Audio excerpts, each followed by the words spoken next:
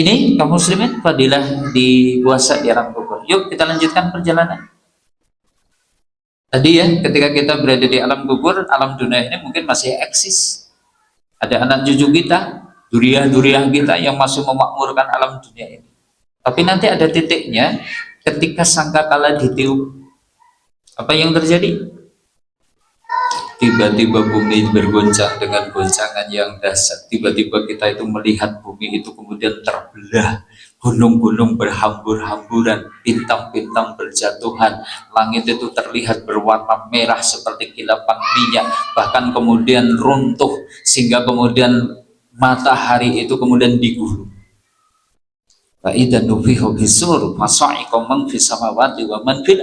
Ketika sangkakala ditiup, sudah binasa seluruh makhluk yang ada di langit dan yang ada di bumi.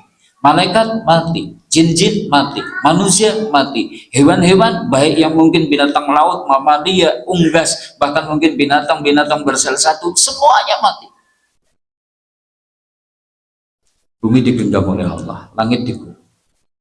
Hening, suasananya sepi, tidak ada pergerakan di alam semesta. Sampai Allah kemudian berfirman, Ainal jabbaruna, ainal mutakabbiruna. Mana nih orang-orang yang selama ini sombong? Mana nih orang-orang yang selama ini ingkar, enggan tunduk taat kepadaku? Dipanggil sama Allah. Ada jawaban? Ada jawaban? Enggak, diam, semuanya hening. Kenapa? Semuanya sudah binasa, semuanya sudah mati. Dan ini dibiarkan oleh Allah dalam kurun waktu 40. Cuma kita tidak mengetahui 40 hari, 40 bulan, atau 40 tahun. Yang jelas Nabi bersabda, Baina nafhotain arbaun. Jarak antara dua tiupan 40. Nah, sampai akhirnya nanti Israfil dihidupkan lagi, sangkakala kemudian diserahkan lagi kepadanya, disuruh ditiup sangkakala lagi. Wa nufiha fihi ukhra, ditiuplah sangkakala itu sekali lagi, fa idahum qiyamun yang turun. Tiba-tiba orang itu kemudian bangkit dari kuburnya, nunggu penghisapan. Tadi bumi sudah hancur, diganti dengan bumi yang baru, diganti dengan langit yang baru, dengan kondisi yang sangat dahsyat.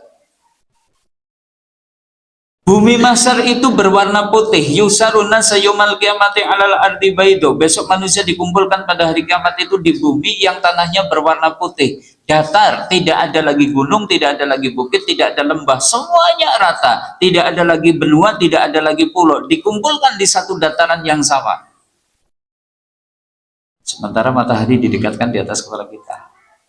Sementara kita dikumpulkan dalam keadaan hufatan huratan hurlan, tidak beralas kaki, telanjang belum dihitan. Sementara hari itu yaumaladilla iladilluh, tidak ada naungan kecuali orang yang mendapatkan naungan dari Allah. Manusia merasakan penderitaan yang sangat. Dan ini dalam satu riwayat disebutkan dibiarkan sama Allah dalam kurun waktu yang dikehendakinya. Ada ulama yang mengatakan dibiarkan dalam kondisi seperti itu selama 250 tahun. Dibiarkan. Nah, disinilah kemudian orang itu mencari-cari, adakah sosok yang bisa memberikan syafaat. Terpilih Nabi kita, Nabi Muhammad SAW. Syafaat itu ada dua, syafaatul udma, syafaat yang agung. Titik tempatnya ada di sini. Yang bisa ngasih cuma Nabi SAW. Tapi ada syafaat yang lain, yaitu syafaatul am. Ini nanti keberadaannya ada di sepanjang perjalanan sampai ke surga. Fungsinya apa? Syafaatul am bisa menjadi sebab orang yang mestinya masuk neraka jadi nggak masuk neraka gara-gara syafaatul am. Orang yang mestinya disiksa berat di neraka jadi ringan gara-gara syafaatul am. Orang yang kebaikan dan keburukannya itu imbang, nggak bisa masuk surga gara-gara dosanya, nggak bisa masuk neraka gara-gara kebaikannya, jadi bisa masuk surga gara-gara dapat syafaat. Orang yang derajatnya rendah di surga bisa jadi tinggi gara-gara syafaat. Ini syafaatul am. Yang bisa memberi ya syafaat yang jenis itu siapa? Nabi dan Rasul selain beliau. Para sidikin, syuhada, sholihin bisa ngasih. Para ulama, para kiai, para ustadz bisa memberi. Jenengan punya putra kok hafal Quran bisa memberi syafaat. Jenengan punya anak yang meninggal belum balik, dia juga bisa memberi syafaat. Termasuk amal puasa bisa memberi syafaat. Maka disebutkan di dalam riwayat Ahmad, ya, Hakim, Tobroni, hadis ini hadis hasan sahih. Asyam wal Quran yasfa'ani li abdi yaumil qiyamah. Puasa dan Al-Quran kelak itu akan memberikan syafaat kepada seorang hamba pada hari kiamat. Puasa itu bisa bicara, puasa itu bisa ngomong. Ayi Robi, mana tuh huto ambasahbat binahar. Ya Tuhanku, orang ini jadi tidak makan dan jadi menahan sahabat gara-gara saya. Wasafi nefihi, beri dia syafaat karena aku ya Robi. Puasa bisa ngomong, Bapak Ibu. Masuk akal? Puasa bisa ngomong, masuk akal? Ya mungkin nggak masuk akal. Tapi tadi memang urusan akhirat seperti itu. Itu kan kata Syaikhul Utsaimin kan gitu. Perkara akhirat itu tidak bisa dilogikakan. Hampir semua urusan, gitu kan. Apa yang tidak masuk akal di dunia itu hal yang sangat mungkin terjadi di akhir. Puasa bisa ngomong, iya. Jangankan ketika di akhirat, wong di alam kubur, amal soleh kita saja berubah jadi makhluk. Betul? Kan ada hadisnya kan, gitu kan. Jadi orang yang sukses menjawab pertanyaan malaikat man robuka, man dinuka, man nabiyuka, nanti langsung dikasih fasilitas sama Allah. Fa afrisu minal jannah.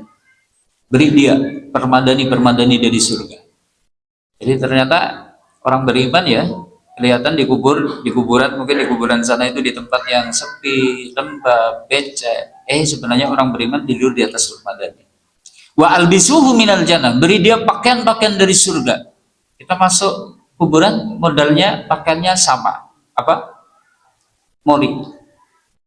Bahan yang mungkin paling murah. Tapi orang beriman besok diganti dengan pakaian-pakaian dari surga. Faftahu lahu baban ilal jannah. Bukakan ke kuburnya pintu-pintu menuju ke surga. Belum boleh masuk. Tapi harum sejuknya surga itu masuk ke kuburan orang itu tadi. Ditambah. Tiba-tiba tuh.